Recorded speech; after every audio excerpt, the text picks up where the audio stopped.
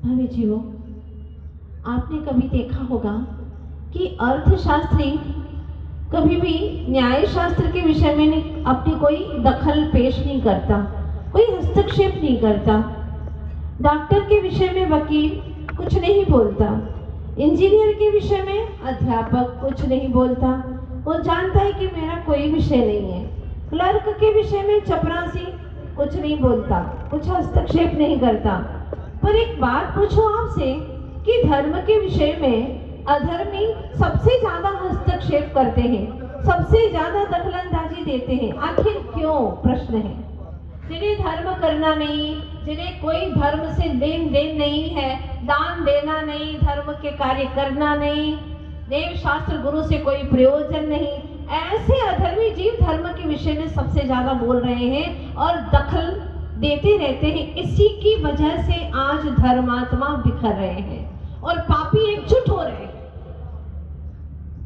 और ये सबसे खतरनाक मोड़ है, जहां पर पापी एकजुट हो रहे हैं और धर्मात्मा बिखर रहे हैं।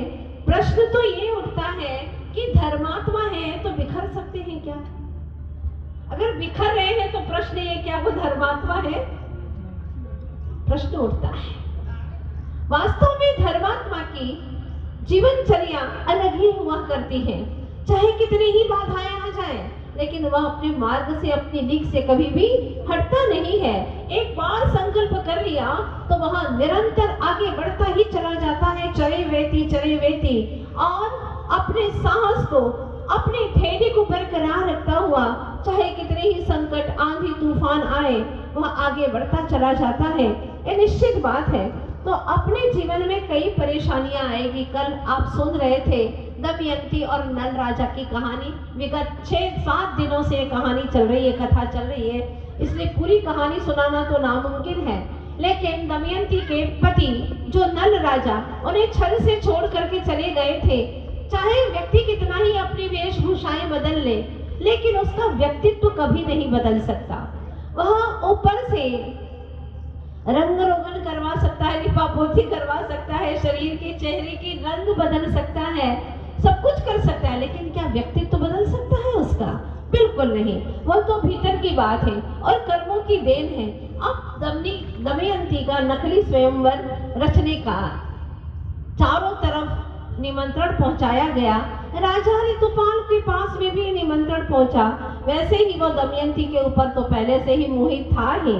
अब क्या होता है, पक्का था कि वो आएगा और अश्व संचालक को जरूर साथ में लेकर के आएगा, क्योंकि अगर अश्व संचालक नहीं है तो उसका काम कैसे चलेगा? राजा का तो काम चलने वाला है ही नहीं। इसीलिए बहुत ही अच्छे से यह निमंत्रण भेजा गया। किसको? राजा ऋतुपाल को। उसी के राज्य में वह बाहु बन करके रह रहा है। मालूम है ना आपको? बाहु बन करके रह रहा है, वेश बदल करके। और वेश भी किससे बदला था? वो पिता के स्पर्श से, एक वस्त्र को स्पर्श किया था और वह उसका वेश ही बदल गया था। ज्ञात है कि नहीं कहानी सभी को? चलिएगा फिर आगे बढ़ते हैं। यहाँ तक की पूर्व की कहानी है। जैसे ही निमंत्रण भेजा तो दमयंती ने एक बात कही कि स्वयंवर कक्ष में, जरा आप लोग आवाजें बंद करो। अगर आप लोग चर्चा करना चाहते हो तो पहले आप लोग कर लो, हम मौन हो जाते हैं। धर्म सभा की गरिमा को जानते हैं?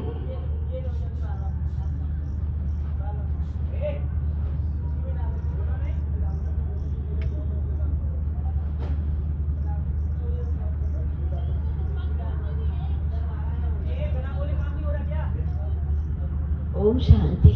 चुप करने के लिए भी बहुत बोलना पड़ता है ना। शुद्धि पत्र के लिए भी एक दूसरा शुद्धि पत्र चाहिए, क्या करें, कोई बात नहीं। अभी प्रसंग दूसरा भी चल रहा है, समय कम है अपने पास में, चलेगा। तो दमयंती ने कहा कि वहां 2 चित्र बनाना है। एक सरोवर का, जिसके तट पर 2 पति पत्नी बैठे हुए हैं, क्योंकि वो लोग दोनों बैठे हुए थे और उस वक्त उनकी चर्चाएं चल रही थी। दूसरा चित्र बनाना है, आपको याद दिलाना चाहती हूँ, एक ऐसा पत्थर जिसके ऊपर दरार पड़ी हुई है और दरार से एक पेड़ निकला है। उस पेड़ के ऊपर एक घोंसला है और घोंसले के ऊपर चिड़िया बैठी हुई है। बड़े ध्यान से, गौर से दोनों ने देखा था तो ये चित्र देख करके शायद उन्हें पहली बातें सब याद आ जाए, ये 2 चित्र अवश्य बनाना। इस तरह से तय कर लिया और उधर से ऋतुपाल राजा आ जाते हैं और दमयंती के माता पिता ने काफी अच्छे से स्वागत किया। आइए, पधारिए पधारिए, आपका स्वागत है और आप बहुत अच्छे से शीघ्रता से यहाँ तक आ गए हैं, बड़ा सम्मान करते हैं, हम आपका स्वागत करते हैं। तो वे कहते हैं, उनके मुंह से निकल जाता है कि ये तो अश्व संचालक की महिमा है, अश्व संचालक इतना गजब का है कि मुझे शीघ्रता से यहाँ ले आया। अश्व संचालक वो तो राजा नल ही हुआ करते थे, लेकिन इसको इतना अच्छा अश्व संचालन कैसे आया?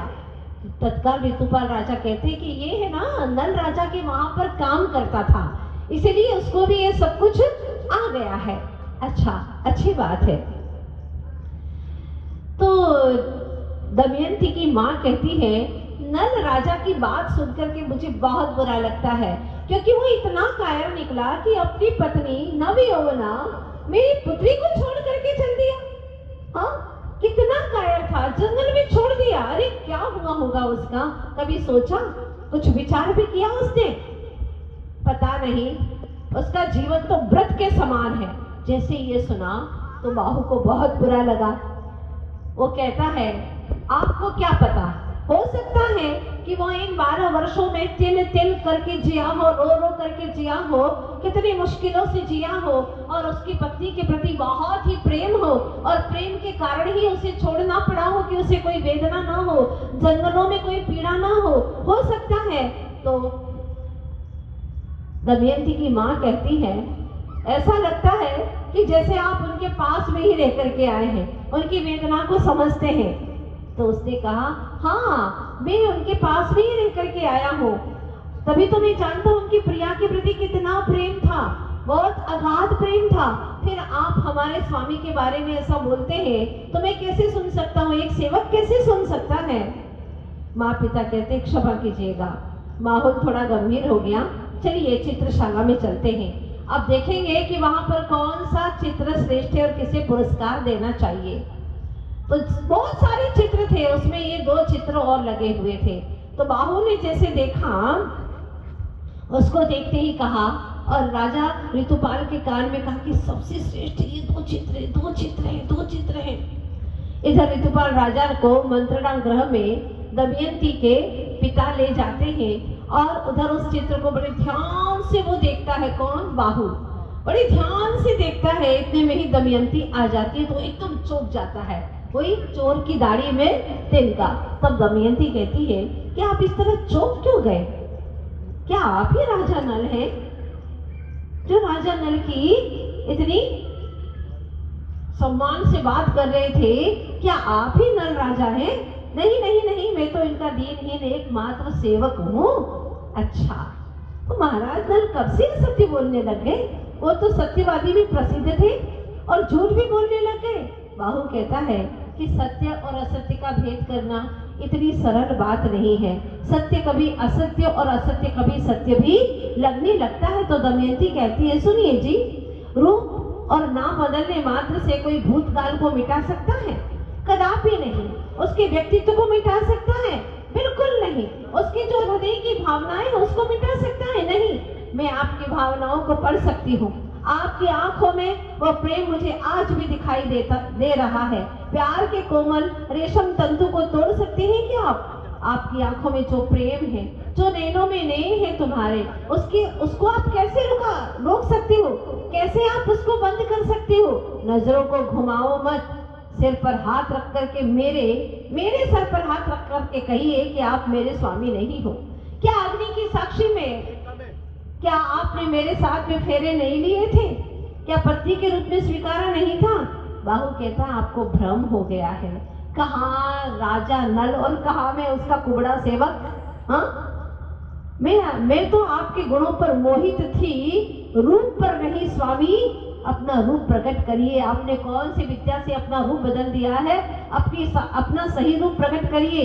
मेरे हृदय रूपी सिंहासन पर एकमात्र आप ही विराजित हैं। पत्नी उसी का नाम है। जो तनी तनी रहे वो पत्नी नहीं, जो पति को, मात्र एक पति को अपने हृदय के सिंहासन पर बिठाए, मेरा संबंध आपका हृदय से था, मात्र तन से नहीं। मैं तो इतना जानती हूँ कि इन चरणों में ही मेरी दुनिया है। आपकी आंखों में मुझे सिर्फ एक ही प्रश्न दिख रहा है कि दमयंती का दूसरा स्वयंवर क्यों हो रहा है।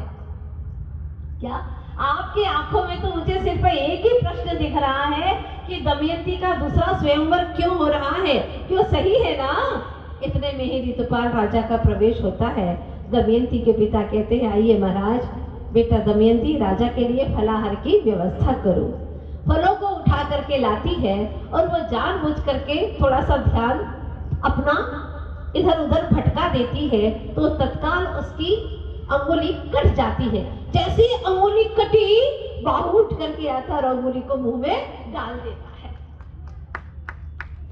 अब देखिएगा ये कौन सा क्षण था, इतना नाजुक स्नेह, इतना प्रेम, इतना वात्सल्य कि इतना सा अंगुली से खून उसे सहा नहीं गया। उठ करके आया, ना तो वो राजा है, नहीं वो अपने को पति मान रहा है। तो एक सेवक इस तरह की क्रिया क्यों करता है? दमयंती को स्नेह का स्पर्श से पता चला कि मेरे स्वामी के सिवा और कौन हो सकता है। जब अंगुली से स्पर्श कर लिया, मुंह में डाल दी, फिर तो अब कुछ प्रमाण देने की जरूरत ही नहीं थी। उसने दिव्य वस्त्र को स्पर्श किया और उसी वक्त नल राजा के रूप में उसका रूप सौंदर्य निखर करके सामने आ गया। और यह दृश्य आज 7-8 दिनों के बाद में सामने आया है। देखते हैं अब कल क्या होने वाला है। आज तो नल राजा और दमयंती का पुराना बिछड़ा हुआ, जो बहुत वर्षों से मिलन नहीं हुआ था, विरह की वेदना थी, आज मिलन हो गया है। अब आगे देखते हैं क्या होता है। ये कहानी है पुराण की, यह सतियों की शाम की कहानी है। उसको पढ़े, सुने, और जो इसको बड़े ध्यान से सुनता है, कहते हैं कि यह कुछ ही भव में वह प्राणी संसार से मुक्त हो जाता है। ऐसे महान और पवित्र आत्माओं की कहानी सुनने से हमारे भीतर में भी पवित्रता आती है। तकदीर से लड़ाई इंसान की, ये कहानी है जी सतियों के शान की। तकदीर से लड़ाई इंसान की, ये कहानी है जी आगम पुराण की। कहानी को आज मैं स्थगित करती हूँ। बस एक आध दिन का दौर और है और दमयंती की ये कथा